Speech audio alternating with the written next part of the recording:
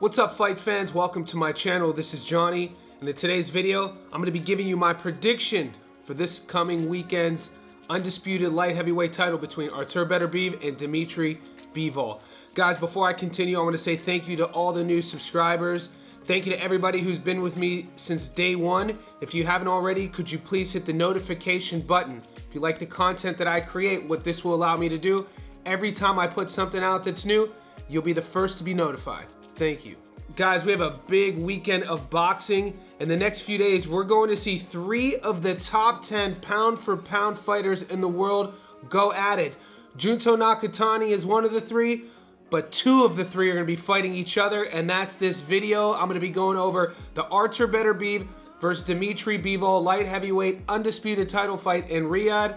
I'm going to also give you my prediction. In this video, I'm going to be taking fans' questions, so I took some surveys in our boxing groups online and on YouTube, and I'm going to be picking my winner based on your questions all around jab, hand speed, defense, footwork, power, chin, things like that. So we'll be going over this together. I'll also be going over the odds, the current ones that Vegas has this fight at, and at the very end, stay tuned. That's when I'm going to tell you who I'm putting my money on.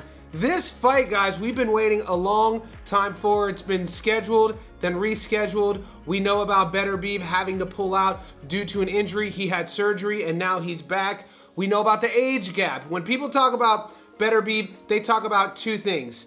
That undefeated record with the 100% knockout to win ratio, 20-0 with 20 knockouts.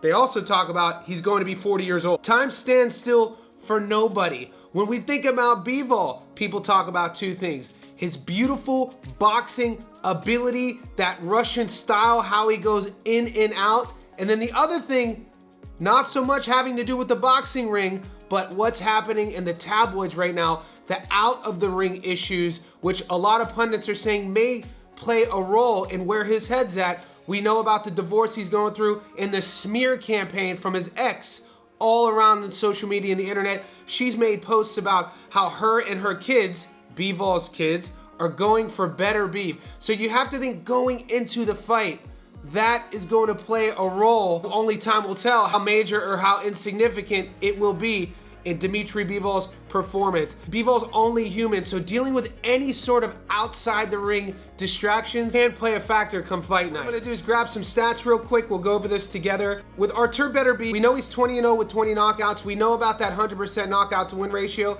In world title fights, Beterbiev is 8-0, and he's 5-0 against current or former world champions. Let's take a look at the same stats, but for Bivol. Bivol's 23-0 with 12 knockouts. His record in world title fights is 12-0, and against former or current world champions, he's 4-0. Both guys have similar experience with former or current world champions, 4 and 5.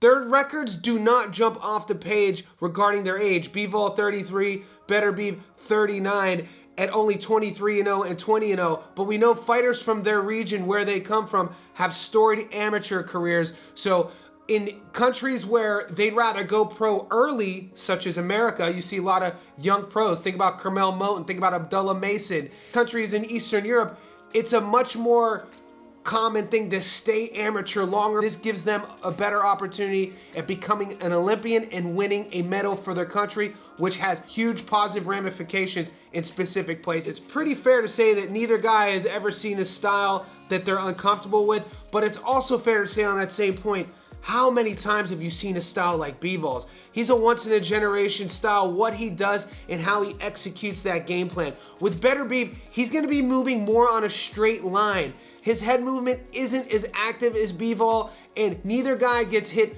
too much. When I think about the jab, if I had to pick a fighter, I just think I'd give the jab advantage to Bivol just based on Bivol's activity. When you look at total punch output and total punches landed, I'm not saying Beterbiev has a lesser jab than Bivol. I would just give the advantage to Bivol based on his activity. When I think about defense, weighing each guy, I'm gonna give that advantage to Bivol as well. Neither guy gets hit too much, but Bivol's movement is more side to side. Beterbiev is more, like I said, on that straight up and back plane, on that one angle, and he doesn't really angle off too much like Bivol. When I think about hand speed and footwork, if I had to break these down individually, once again, I'd give hand speed to Bivol based on his activity and output.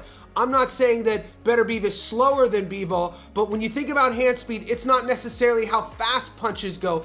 It has to do with accuracy and volume. And I think about footwork, once again, angle changes, in and out movements, who's gonna be there to get hit. I'll give that advantage to Bivol. So right now, I give you the jab, the hand speed, the defense, and footwork to Bivol. Now what's left? We gotta talk about fight IQ, power, chin resistance, and we have to talk about skills. Both having a storied amateur pedigree, you know that their fight IQs are extremely high, meaning that neither one of them have to make too many adjustments within a fight. They haven't seen too much adversity, but Beterbiev has been dropped twice in his career. Bivol hasn't. So in terms of adversity, we have seen Beterbiev overcome that adversity and come out on top with a knockout. So in a weird way, with fight IQ, I give that to Beterbiev based on having to deal with adversity. We've yet to see Bivol have to come back from the dead regarding being really down in a fight, or even specifically down on the canvas and needing a knockout or a knockdown to win. So I give that to Beterbiev. When I think about chin, both guys have granite chins. Bivol doesn't get hit as much as Beterbiev. We already talked about Beterbiev's been dropped more than one time. Now, neither guy has been knocked out, neither guy has been finished. I'll give both of them the same score, even on the chin, because I think a lot has yet to be seen. When you have a 100% knockout to win ratio and we're talking about power, I have to go with Beterbiev. I have to give them that 100% knockout to win ratio. How could I give it to Bivol? He only has a 52% knockout to win ratio. And when I think about overall skills and where I'm putting my money on, Vegas still has this at 2-1. So your money will double if you pick Beterbiev. And a lot of the boxing pundits, the boxing experts are picking Bivol based on all the things we spoke about, the jab, the footwork, the defense, the fight IQ, all around boxing ability. But when I think about Beterbiev, I think about the chin, I think about the power, I think about him being able to overcome adversity, I think about that record. And right now, when I have all the money and I'm pushing it in and I'm telling you who to go with, my pick is to win this fight and leave Anu undisputed, all the belts from Riyadh season, the light heavyweight king. I'm taking Artur Beterbiev. Let me know who you're taking in the comment section below.